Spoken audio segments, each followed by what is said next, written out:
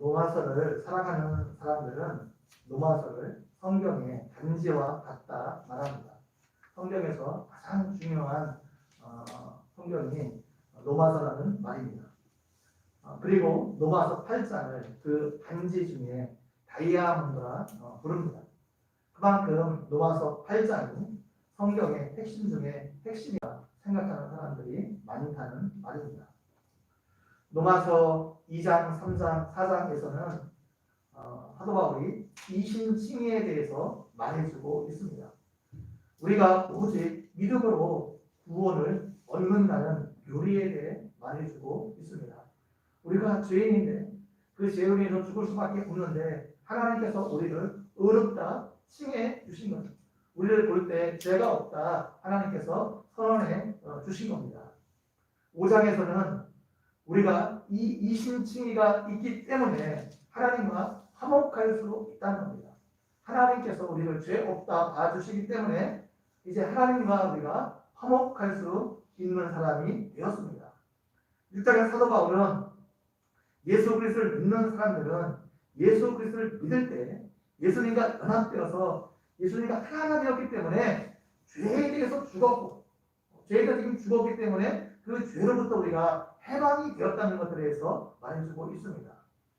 7장에서 전반부에서는 믿는 사람들은 율법에 관해서도 역시 죽었고 율법으로부터도 해방이 되었다 말하고 있습니다. 7장 후반부에서는 육신에 거하는 죄의 문제를 다루고 있습니다.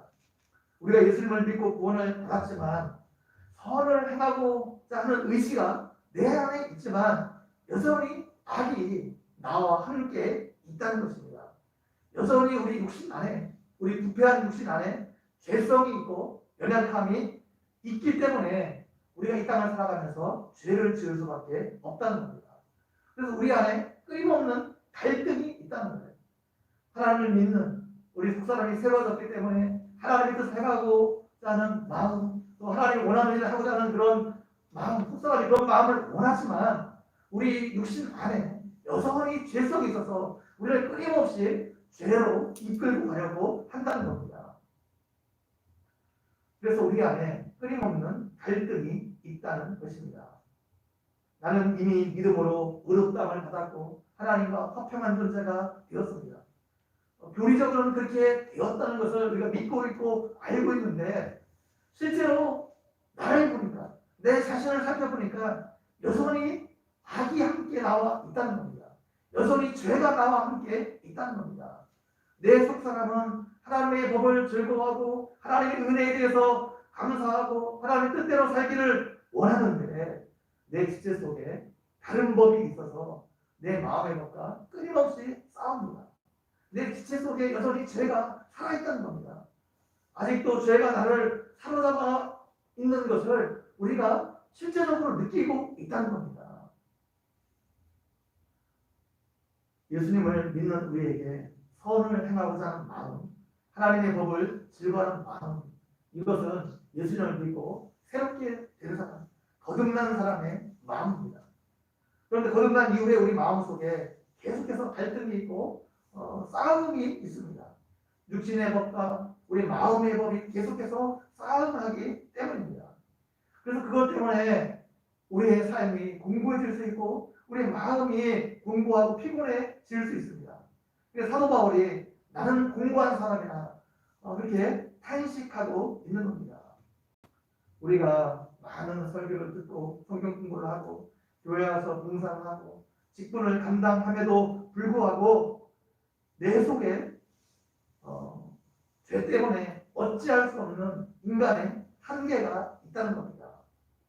이로 인해 우리가 때로는 나락에 떨어질 때도 있다는 거예요. 우리 안에 그 죄 때문에 우리가 낙심하고 그럴 때가 있다는 거예요. 바울도 그런 상태에 있었다는 겁니다. 얼마나 바울이 힘들었는지 오라 나는 곤고한 사람이다. 이 사방의 몸에서 누가 나를 건져내라. 그렇게 탄식할 수 없을 만큼 다윗 안에도 그런 곤고함과 그런 죄와의 그런 싸움들이 있었다고 말하고 있습니다. 그런데 바울은 그런 상태에 있었음에도 불구하고 하나님께 감사하고 있습니다.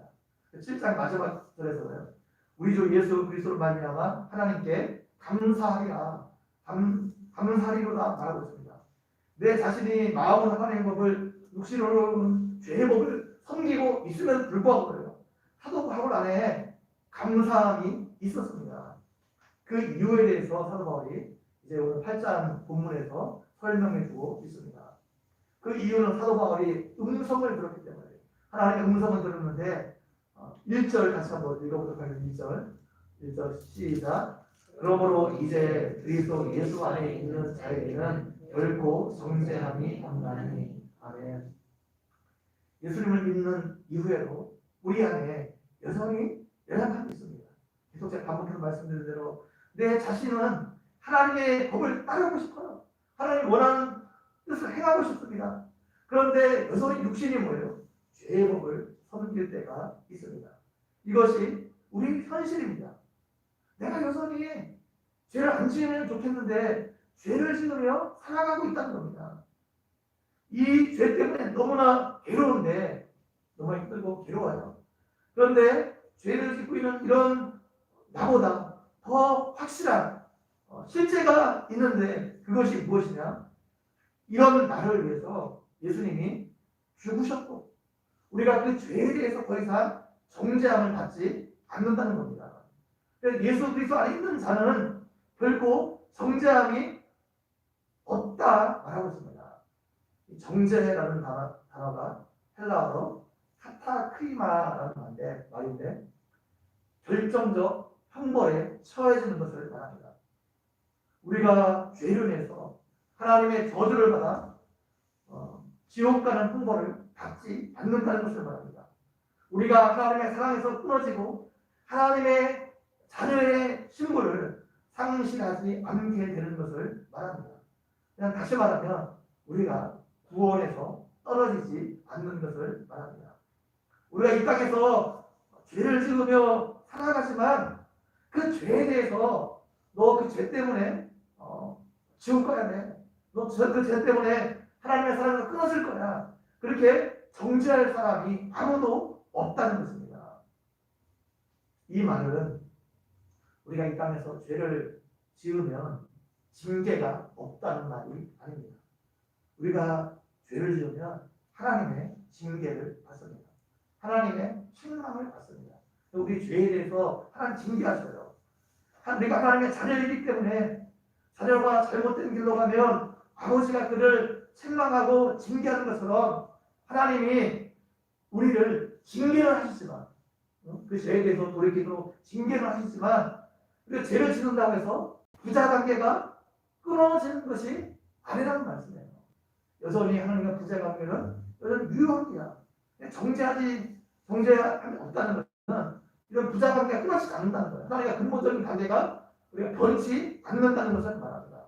사랑의 관계가 변치 않는다는 것을 말합니다. 2절 다시 한번 읽어보도록 하겠습니다. 2절 시작. 이는 그리스도 예수 안에 있는 생명의 성령의 법이 죄와 사망의 법에서 너를 해방하였음이라. 여기서 법은 법칙, 원리, 세력 이런 것을 말합니다. 성령의 법은 성령의 세력, 성령의 권세, 이런 것들을 말합니다. 죄와 사망의 법이 무엇입니까? 이건 죄의 능력을 말합니다. 죄를 범하면 우리가 죽는 것을 말합니다. 이 절의 전체적인 뜻은 성령의 능력이 우리를 죄와 사망의 권세에서 해방하였다는 말입니다. 이것은 우리가 예수 그리스도를 믿을 때 일어나는 일입니다.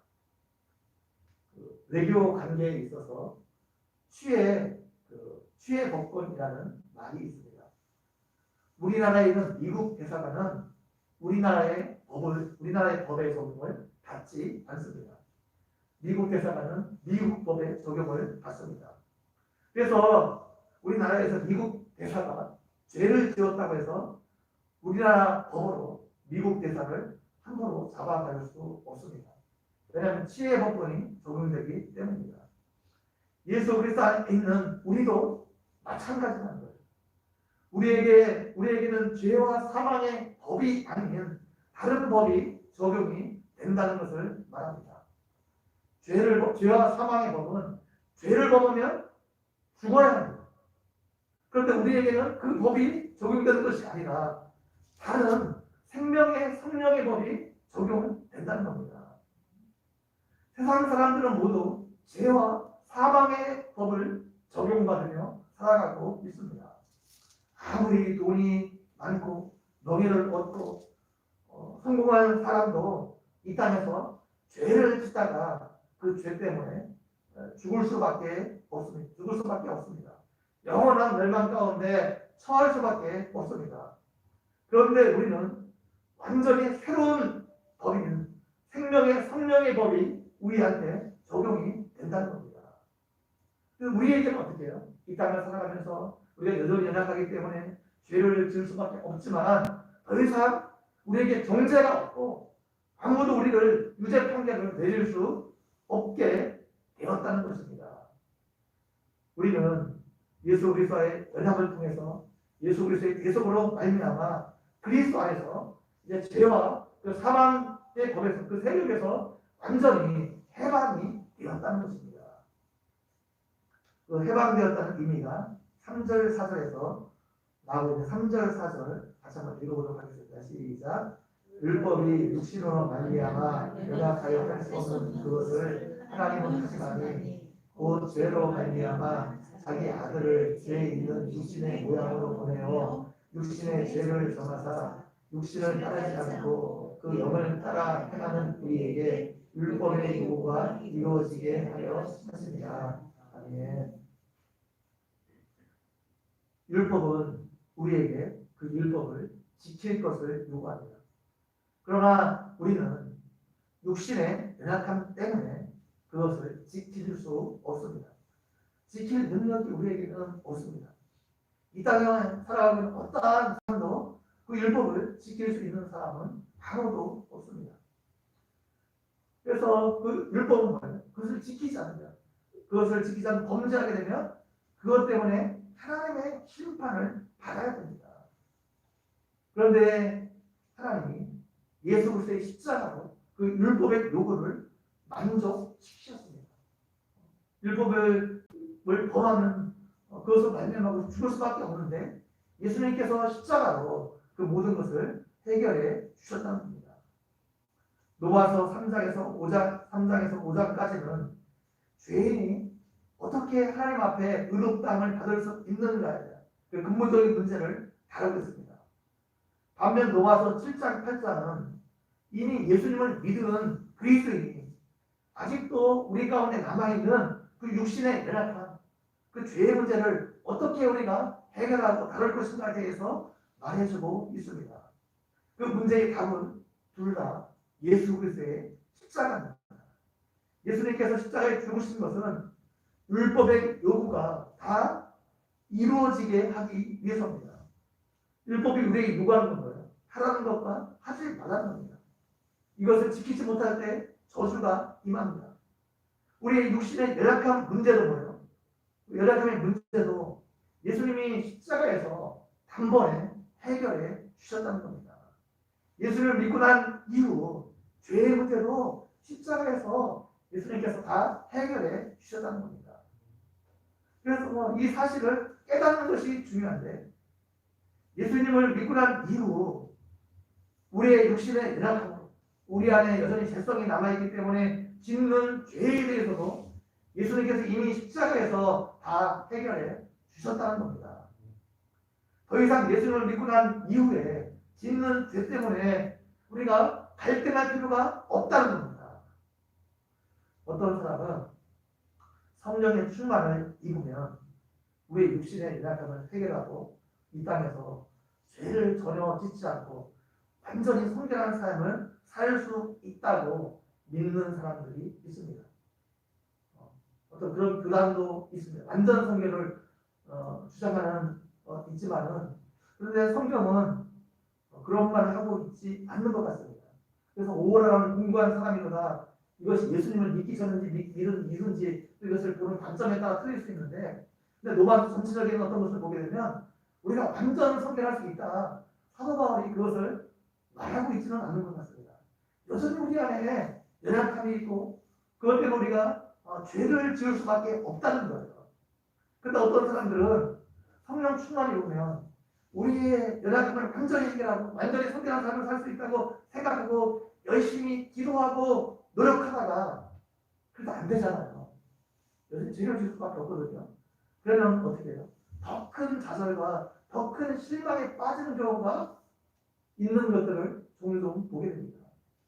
이때 우리가 바라보아야 될 것이 예수 그리스도의 십자가입니다. 예수님께서 십자가로 우리가 연약함으로 지을 수밖에 없는 그 죄까지도 이미 다 해결하셨기 때문입니다. 5절 말씀 한번 같이 읽어보도록 5절 시작. 육신을 따르는 자는 육신의 일을, 영을 따르는 자는 영의 일을 생각하느니. 여기서 육신을 따르는 자는 육신에 따라 늘 육신에 거하는 자를 말합니다. 이것은 불신자의 일반적인 상태를 말합니다. 믿는 사람들의 상태를 말하는 것이고 믿지 않는 사람들의 상태, 육신에 있는 상태를 말합니다. 중생했지만 여전히 연약하여 육신을 따라 행하는 사람들을 가리키는 말이 아닙니다. 잘못 보면 그렇게 볼 수 있거든요. 근데 그렇게 그것을 말하는 것이 아닙니다. 영을 따르는 자는 성령을 따라 늘 거하는 자를 말합니다. 이것은 그리스도인의 모든 예수 믿는 사람들의 일반적인 상태를 가르칩니다. 그리스도인들 가운데 특별히 성령을 따라 경건하게 살아가는 그리스도인들을 가리키는 것이 아니라 일반적인 그리스도 예수 믿는 사람들이 그 안에 다 성령이 계시거든요. 예수 믿는 사람들의 안에는 성령이 계십니다. 그래서 이 5절은 지금 예수 믿는 사람들을 두 부류로 나누는 것이 아니에요. 예수님을 믿는데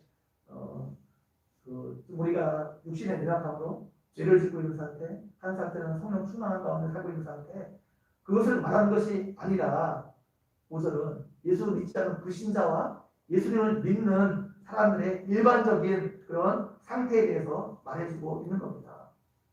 성령을 따른다는 것은 항상 우리가 성령 충만해서 경건한 삶을 살고 있다는 것이 아니라 성령을 따르는 존재라는 것을 뜻합니다. 성령께서 우리 안에 계시고 그 성령과 더불어 살아가는 존재라는 뜻입니다. 그 성령의 인도와 간섭하심을 받으며 살아가는 존재라는 의미가 그 영을 따라 행하는 우리라 이렇게 말할 수 있습니다. 일반적으로 뭐예요? 예수님을 믿는 사람들의 상태를 가리키고 있습니다. 6절에서 8절 한번 읽어보도록 하겠습니다. 6절에서 8절 시작. 육신의 생각은 사망이요 영의 생각은 생명과 평안입니다. 육신의 생각은 하나님과 원수가 되나니 이는 하나님의 법에 굴복하지 아니할 뿐 아니라 할 수도 없습니다. 육신에 있는 자들은 하나님을 기쁘시게 할 수 없느니라. 육신의 일들을 늘 생각하는 사람은 결국 죽음에 이를 수밖에 없습니다. 이거는 불신자들을 가리키는 말입니다. 불신자들의 일상적인 모습을 말하는 겁니다. 그들의 결국은 죽음에, 육신의 생각은 하나님과 원수가 된다는 것은 육신의 생각을 하는 사람들이 아직 하나님과 화목하지 못한 상태, 거듭나지 못한 상태에 있다는 것을 가리킵니다. 그래서 여기서 육신의 생각을 하고 있는 사람들, 이것은 예수님을 믿지 않는 불신자들을 가리키고 있는 겁니다. 불신자들은 하나님의 법에 복종하지도 않고 하나님의 법에 복종할 수도 없습니다. 이들에게는 하나님의 법을 따르고자 하는 소원도 없습니다. 선을 행하고자 하는 그 원함 자체가 이들에게는 없습니다. 육신에 거하는 사람들, 육신의 생각하는 사람들, 불신자들은 생각으로 육신의 일을 생각하고 또 그 마음 생각과 마음 모든 것 자체가 하나님과 아무런 관계가 없습니다. 그래서 이들은 결국 죽음에 이르게 되고 구원을 받지 못하게 됩니다. 그래서 육신에 있는 자들은 불신자들을 가리켜요. 육신에 있는 자들. 그런데 육신적이라는 말과는 조금 다릅니다. 육신에 있는 자들, 육신에 거하는 자들 이런 표현과 육신적이라는 말은 약간 의미가 달라요. 육신에 있는 자들, 육신에 거하는 자들은 거듭나지 못한 불신자들을 가리키지만 육신적이라는 말은 사람이 그 안에 본래 가지고 있는 연약함을 가리킵니다.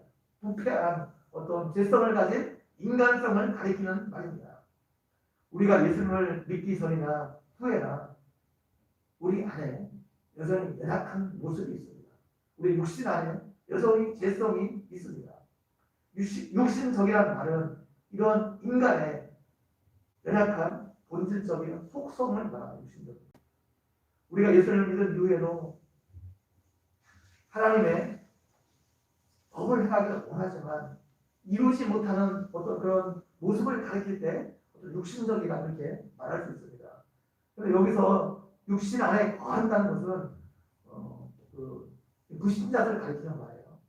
약간 틀립니다. 그래서 우리 예수를 믿는 사람들은 일시적으로 육신적이 될 수도 있습니다. 그렇지만 우리가 늘 본래적인 상태가 육신 안에 거하는 것도 아닙니다. 우리의 육신이 연약함에도 불구하고 우리는 영에 거하는 사람들입니다. 그 7장 후반에서 죄와의 싸움에서 패하고 고민할 수 있죠. 우리가 범죄할 수 있습니다. 하나님이 원하지 않는 일들을 우리가 행함으로 그것 때문에 힘들어하고 우리가 고통스러워할 수 있습니다. 그럼에도 불구하고 뭐예요? 우리 안에는 여전히 하나님을 기쁘시게 하고자 하는 소원들, 하나님의 뜻대로 살고자 하는 그런 마음들이 있어요. 우리가 여전히 하나님의 자녀이고 하나님의 사랑의 대상입니다. 우리는 부족하고 연약하지만 하나님께서 우리를 자녀 삼으셨고 그 하나님의 사랑에서 우리를 끊을 자가 아무도 없다는 거예요. 우리를 정죄할 자가 아무도 이 땅에는 없다는 겁니다. 9절 말씀 한번 읽어보세요. 9절 말씀 시작. 만일 너희 속에 하나님의 영이 거하시면 너희가 육신에 있지 아니하고 영에 있나니 누구든지 그리스도의 영이 없으면 그리스도의 사람이 아닙니다. 아멘. 우리가 영에 있다는 말은 계속해서 말씀드리지만 우리 안에 성령이 거하신다는 거예요. 거하시면서 그 성령의 인도함을 받고 살아가는 것을 말합니다. 이것은 일부 그리스도인들에게만 해당되는 것이 아니라 모든 그리스도인들에게 해당되는 말이에요. 모든 그리스도인들 안에 성령이 내주에 계십니다. 성령이 우리 안에 거한다고 해서 우리가 완전한 삶을 살아간다는 뜻이 아니에요. 우리는 여전히 연약하고 죄를 지으며 살아갈 수밖에 없지만 그럼에도 불구하고 성령이 우리 안에서 끊임없이 뭐예요? 그 죄악되기에서 벗어나도록 우리를 책망하시고 요구하시고 또 바른 길로 갈 수 있도록 계속해서 성령께서 우리 안에서 역사하시고 우리의 길을 인도해 가신다는 겁니다. 10절 말씀 다시 한번 읽어보도록 하겠습니다. 10절 시작. 또 그리스도께서 너희 안에 계시면 몸은 죄로 말미암아 죽을 것이나 영은 의로 말미암아 살아있는 것입니다. 아멘. 그리스도께서 너희 안에 계시면 몸은 죄로 말미암아 죽을 것이다. 우리 몸은 우리 예수를 믿음에도 불구하고 우리 몸은 죄로 말미암아 죽어 있다는 거, 죽어 있다는 거. 몸이 뭐예요? 살과 뼈로 구성되어 있는 이 우리 몸, 우리 육신, 이것은 죄로 죽은 상태에 있다는 겁니다. 이거는 장차 우리가 죄로 말미암아 죽을 운명에 빠져 있을 뿐만 아니라 나중에 우리 육체는 죽어 썩어져 버리죠. 근데 앞으로 그런 운명에 빠져 있을 뿐만 아니라 우리 몸은 지금도 죽은 상태에 있다는 거예요. 죽은 상태에. 고장난 상태에 있다는 겁니다. 그래서 우리 몸은 날마다 죽어가고 있어요. 죽음을 향해서 달려가고 있습니다. 그러다가 죽으면 우리 몸은 썩어져 완전히 없어지고 말 것입니다. 그래서 지금 여러분의 육신이, 몸이 정상적인 상태가 아니에요. 시간이 지나가서 어떻게 해요? 점점점 죽음을 향해서 나아가고 있어요.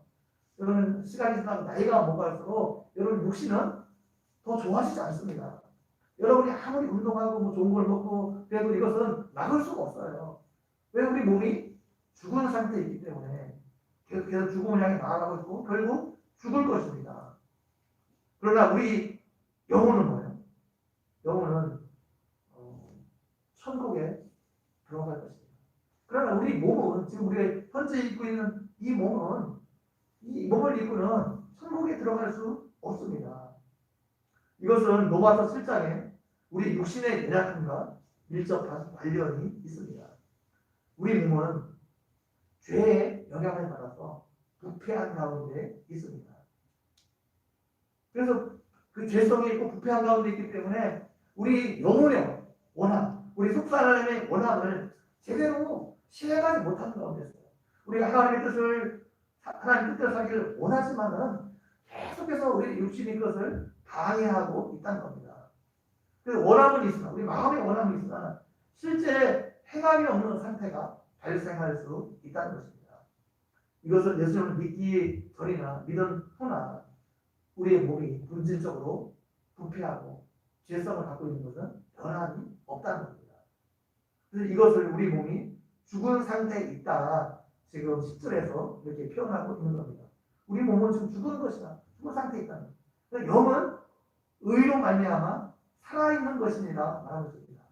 영은 우리 눈에 보이지 않지만 우리 안에 존재하는 실체예요.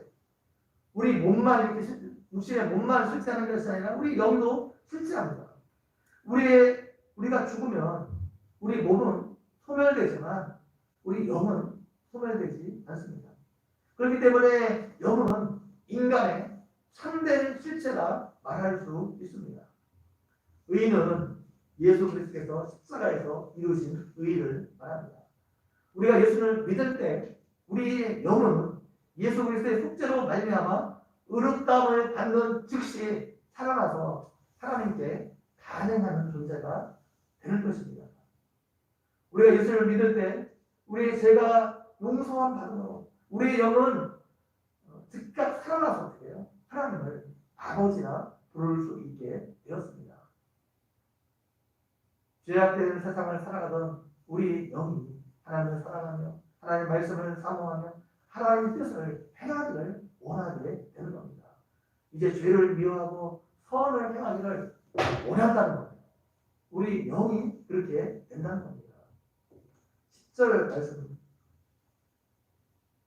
11절 다시 한번 읽어볼까요? 11절 시작. 예수를 죽은 자 가운데서 살리신 이의 영이 너희 안에 거하시면 그리스도 예수를 죽은 자 가운데서 살리신 이가 너희 안에 거하시는 그의 영으로 말미암아 너희 죽을 몸도 살리시리라. 아멘. 우리의 구원은 영과 육의 전체적인 구원입니다. 우리의 영만 구원받는 것이 아니고 우리의 몸도 우리의 육체로 함께 구원을 받을 겁니다.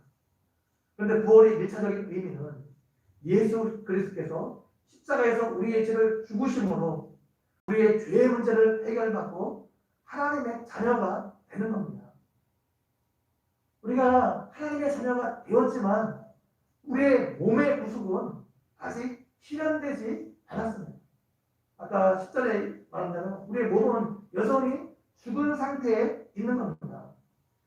그것은 우리의 몸이 구원을 받는 것은 미래 소망으로 남아 있습니다. 그래서 우리에게 부활의 소망이 있는 겁니다. 우리가 부활할 때는 뭐예요? 영으로 부활하는 것이 아니고 우리가 육신을 입고 부활합니다. 그리고 변화된 육신, 이 썩어질 죽을 육신이 아니라 완전히 새로운 변화되지 않고 썩지 않을 그런 몸을 입고 부활을 하게 되어 있습니다. 그래서 우리에게 부활은 소망으로 남아있는 거죠. 예수님이 다시 오실 때 우리가 부활하게 될 것입니다. 그 부활의 보증이 뭐예요? 보증이 우리 안에 있는 성령입니다. 우리 안에 거하시는 성령으로 말미암아 우리 죽을 몸도 마지막 날에 어떻게 그 요걸 말미암아 너희 죽을 몸도 살리시리라 말씀하고 있어요. 성령을 말미암아 성령이 보증이 된다는 거예요. 우리 육신이 살아날 부활하게 될 것들은 보증이 된 거죠. 그의 영으로 말미암아 너희 죽을 몸도 하나님께서 살리실 것이라 말씀하고 있습니다. 우리 안에 거하시는 성령으로 말미암아 우리 죽을 몸도 마지막 날에 썩지 않은 영광스러운 몸으로 다시 하나님께서 살리시게 될 것입니다. 우리가 이 땅을 살아가면서 우리 육신이 연약해서 우리가 죄를 짓지 말아야 그러니까 죄를 지으라는 말이 아니고 할 수만 있다면 그 죄를 멀리하고 하나님 것을 죄를 미워하시기 때문에 죄를 멀리하고 할 수만 있다면 죄를 짓지 않아야 되지만 우리가 때로는 육신이 연약해서 죄를 지을 수밖에 없습니다. 죄를 지으면 하나님의 징계를 받을 수 있어요. 죄 때문에 하나님을 책망하시고 우리 그걸 돌이킬 수 있도록 징계하시고 그렇게 하지만 그럼에도 불구하고 뭐예요? 우리가 하나님의 자녀에서 끊어지지 않는 신분이 변하지 않는다는 거예요. 하나님의 사랑에서 그 죄가 우리를 끊을 수 없다는 거예요. 우리의 구원을 그 죄가 빼앗을 수 없다는 말입니다. 그런 존재가 이 우주 안에는 존재하지 않는다는 말입니다. 다시 말하면 우리를 정죄한 그 죄에서 정죄한 존재가 이 우주에는 존재하지 않습니다. 예수님께서 십자가에서 우리의 죄와 우리의 연약함과 우리의 모든 죄성과 모든 일법의 요구와 이 모든 것들을 완전하게 예수님께서 이루셨기 때문입니다. 여러분 이것을 기억하고 우리를 죄에서 해방해 주시고 우리를 구원하신 그 예수 그리스도의 십자가를 생각하며 늘 예수님께 감사하며 살아가는 또 우리가 힘들고 어려울 때마다 그 예수 그리스도의 십자가를 바라보며 그 십자가에 새겨진 하나님의 사랑을 생각하며 우리를 생각하며 찬양하며 감사하며 살아가는 이런 모두가 되기를 주님의 이름으로 간절히 축원드립니다.